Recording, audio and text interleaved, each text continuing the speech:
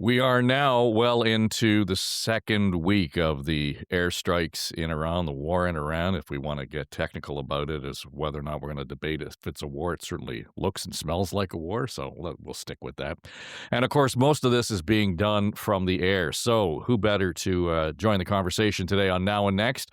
Retired Major General Scott Clancy is here, and he has spent 37 years in the service of this country and with the RCAF. Sat in the chair of the director of operations at NORAD, and among other things. And I think, the most important thing, he's an author and a leadership coach. But again, the most important thing is he's a friend of the show. So it's good to have you on Now and Next, Scott. And I think at this point, where we're looking at, 12 days into what has been this military action in the Middle East, the president already saying, this is over. We're going to move on. It is reminiscent of Mission Accomplished with George W. And if history tells us anything, these things tend to linger far longer. And in this case, it's rather unique in terms of how it's being played out, just with the United States and Israel kind of going it alone here. Just your assessment of where we're at and how long this is going to last, and if there's an end on the horizon. I think, Dave, you've hit it right on the head here.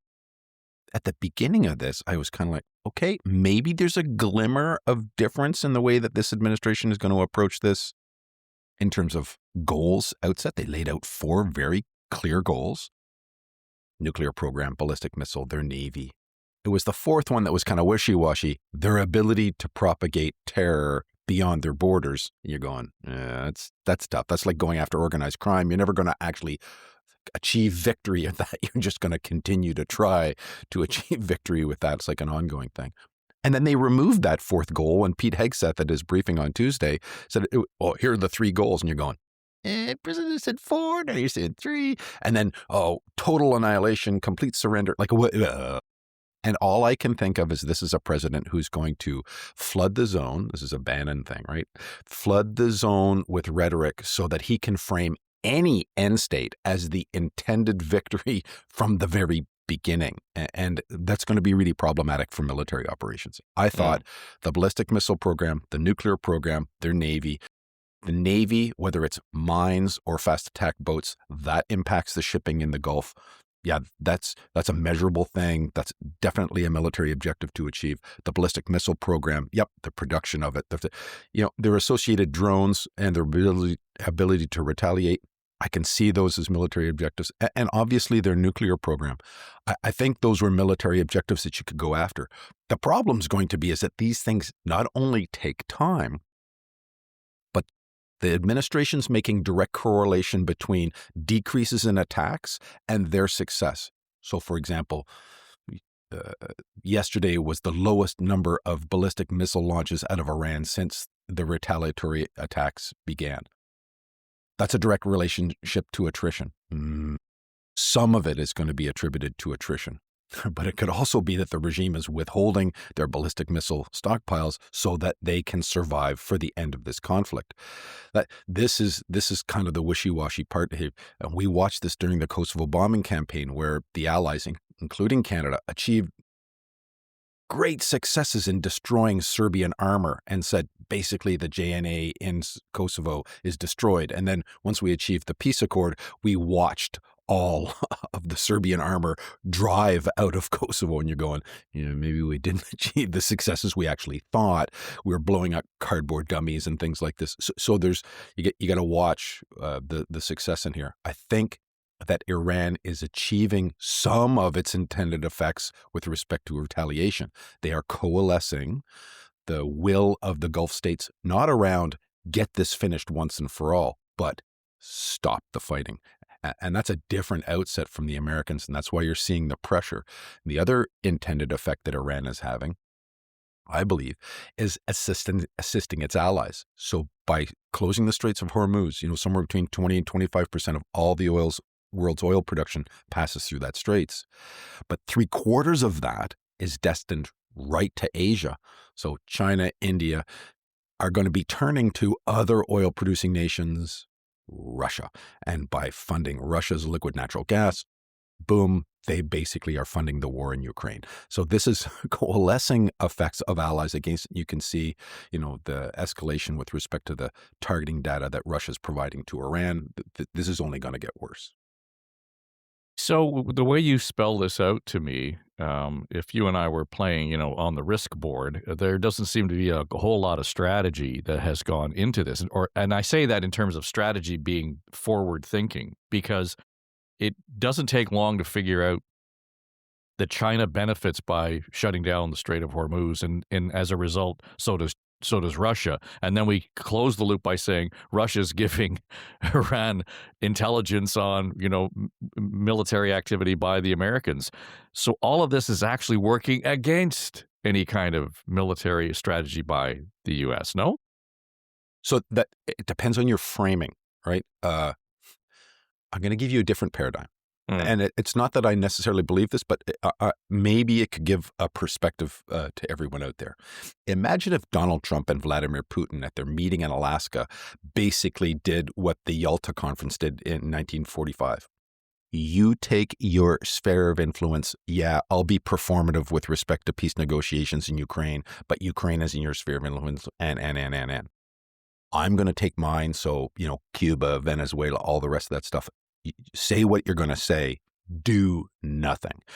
Got it. The Middle East then becomes this area of and Africa, one of the only areas where they can have influence and effect, where they don't really care. And if the effect is China gets more powerful along with Russia inside of Asia, fine. I think that could play to America's goal here. If you really don't care about Taiwan and the long-term end state is Taiwan's in China's sphere of influence, and it's going to ultimately go there, and we have to repatriate enough, chip production and all the rest of the stuff to be able to be independent and autonomous on that, then this all plays towards that end state game. The problem is we don't know what that end state game is. And that's why I think that not necessarily that it's not planned out, because the air campaign, the initial objectives, I really did agree with this. Problem when you start any conflict is you don't know exactly where that's going to go. So you go after their nuclear program. Okay, they've decimated their nuclear program. You can't. Okay, but they've got a lot of fissile material. You might not be able to produce a bomb with it. But if you take their terrorist bent, they can put that fissile material into, backpacks and start creating dirty bombs all over the place. And that's as much of a problem, well, not as much of a problem as a nuclear bomb, but can be very, very bad.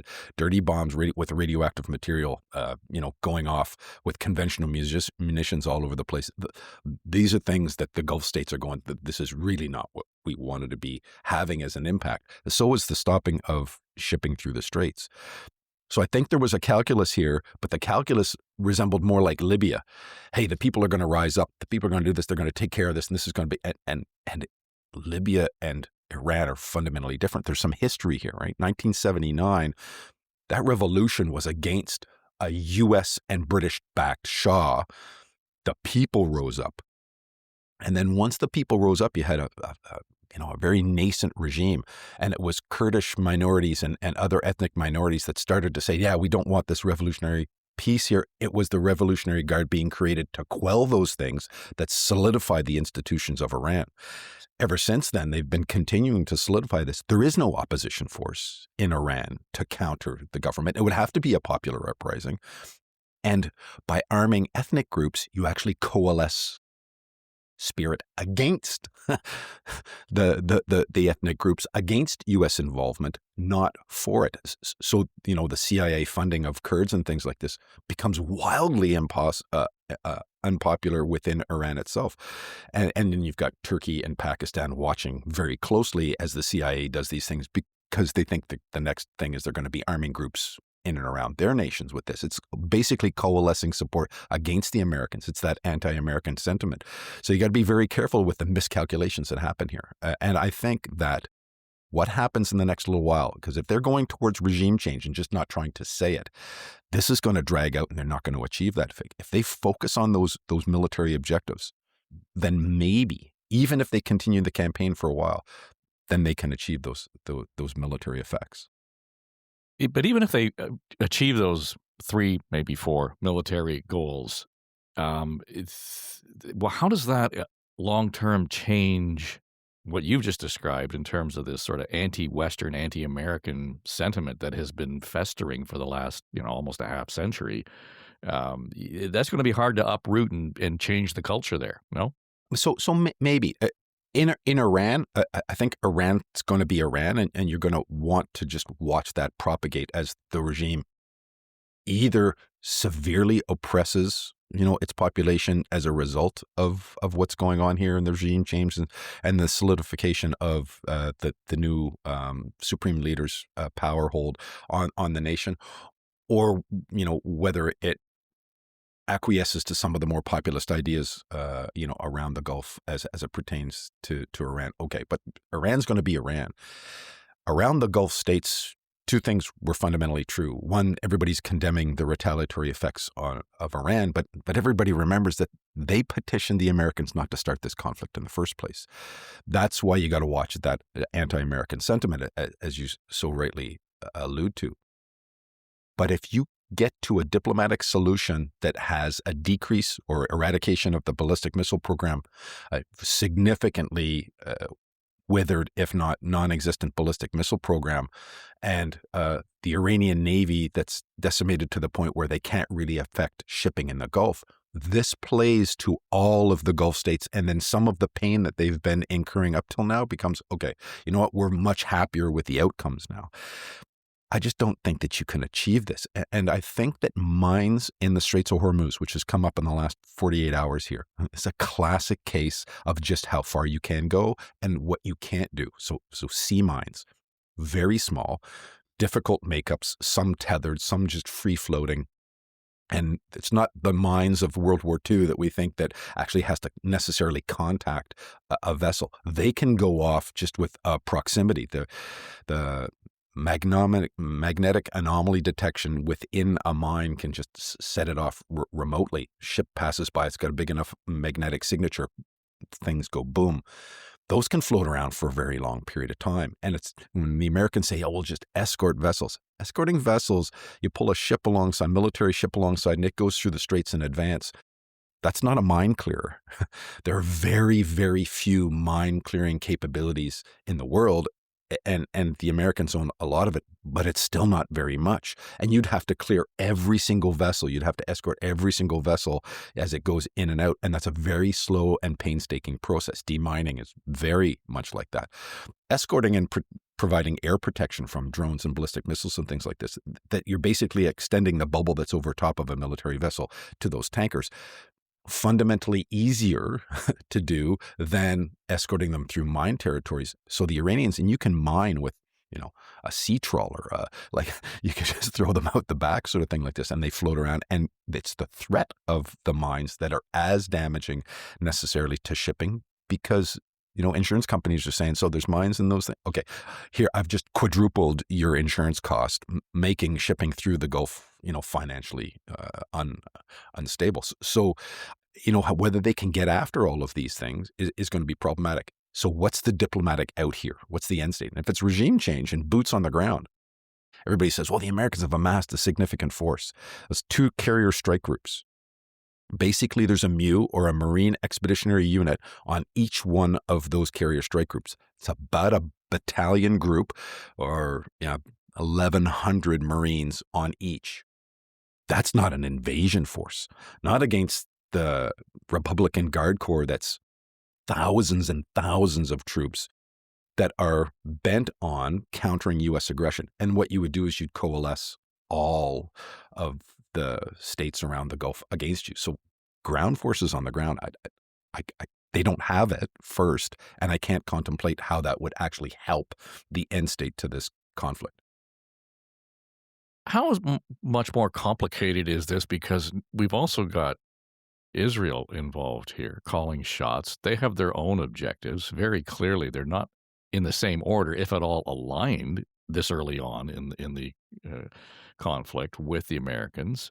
There's no doubt that Netanyahu, among other things, has put regime change at the top of his list, and the attitude and the culture around Israel's posture vis-a-vis Iran is completely different than it is with the Americans to some degree. I read a story where one of the senior generals in Israel actually flew a fighter jet over Tehran, and everybody was, "What the hell are you doing? We can't afford this." But this was more or less I've been in this fight in italics and air quotes for decades, and this is the first chance I have had to actually fulfill my mission and duty. And I'm paraphrasing, but that was sort of the attitude.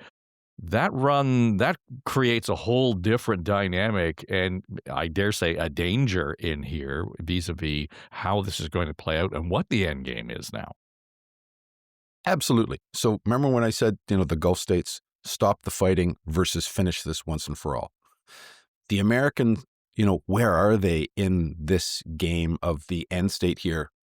Is a question based upon the rhetoric of POTUS and the administration, and then what their initial stated goals are. Israel has not wavered from the beginning.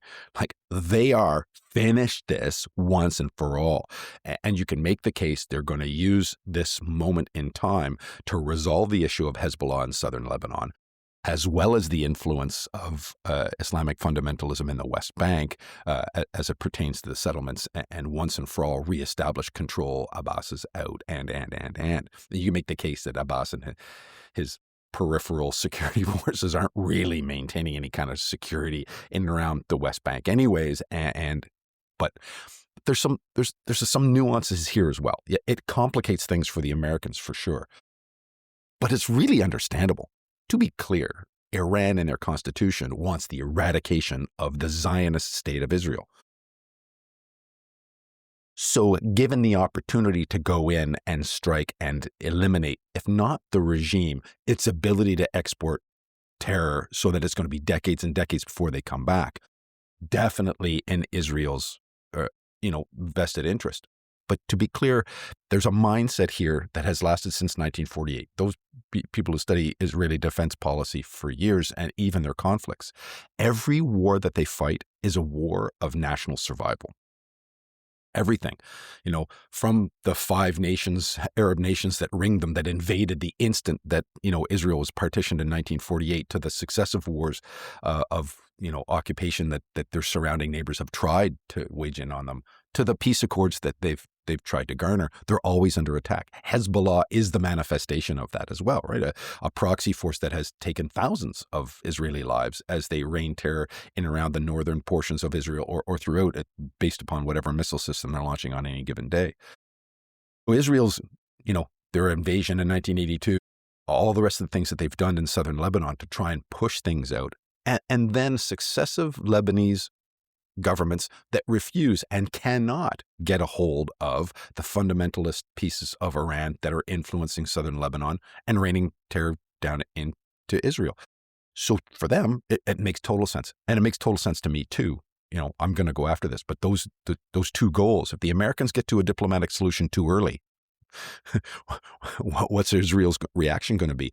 And I think that the power and control and ability of the United States to affect that is going to be fundamentally tipping here. And I point to the Americans wanted to go in earlier than they did. They had moved the carrier strike group into it was already in the Arabian Sea, but they had moved it closer to Iran. But they waited because Netanyahu petitioned them to move the JFK into the Mediterranean. And that was as much to provide defensive air cover over top of Israel as it was to provide more offensive capability for the strikes. That's the kind of leverage point that the Americans have here, that Israel might not be able to survive significantly if they don't have American military power protecting them, whether it's supplying munitions or, in the physical case of having it's not the JFK, it's the Abraham Lincoln that's in the Mediterranean. So I think that there's a leverage point here, but I think that this has kicked off a conflict in southern Lebanon because the supply chain has been completely eradicated with the ability of Iran to support them. That provides them a really unique vantage point to take out Hezbollah in southern Lebanon once and for all. Right. And I know you've got to go. You've got some media to do elsewhere. But before you go, you've already talked about the prospect of boots on the ground and how likely, unlikely that is, how that would completely change the conflict, et cetera. Let me take it back. You're the Air Force guy. um, can these goals be accomplished, including regime change, through airstrikes solely? I mean, technically they could. We saw this in Libya, right? Although there were special forces elements, although there were CIA elements that were supporting opposition forces on the ground, this is an air campaign that was executed. But you have a fundamentally different opposition architecture across the Libyan landscape when that campaign was conducted. My estimation here in Iran, no, you cannot.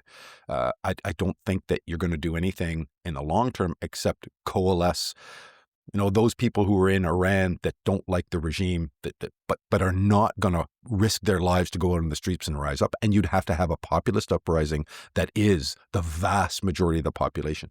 I don't think you have that. And you're not going to get to that. And there's no armed opposition to keep the Quds Force and the IRGC and the Iranian forces at bay. So my short answer, Dave, is no. I don't think you can achieve this in Iran with air forces and the joint forces alone, missile and all the rest of the stuff, which isn't just air, but you don't have the ability to do that. So then look down the path for me. Then is there a timeline that you think makes sense in terms of the way you're seeing this play out, or are we still talking about this a year from now? I think you're talking about the conflict and the results of the conflict a year from now. I think that if Bradley and Kane can hold fast, Generals Bradley, Commander CENTCOM, or Admiral Bradley, and Admiral and General Kane, the chairman, if they can hold fast to those military objectives and keep the targeting process focused on those things that they want to get after, their navies, the ballistic missile program, all the rest of that stuff, I think that you can get at such a diminishment of the military capability in Iran that you can get to a point saying, you know what, this conflict has achieved those military objectives. We're going to scale that back. And what you'll see in that vacuum is the ability of oil to flow through the Gulf, hopefully, and a resumption of normal without the ability of Iran to really reach out and touch that much. But you're going to have to monitor that, and you're going to have to go back and revisit that as they continue to build that up, because I don't think this regime is going away. But again, it's a diplomatic solution or a statement of achieving the aims and they scale back. Now, timeline is something completely different. I'm a military guy, so I'd say if I was targeting in those things, these are when I've achieved those goals. These are the effects that I'd be looking for.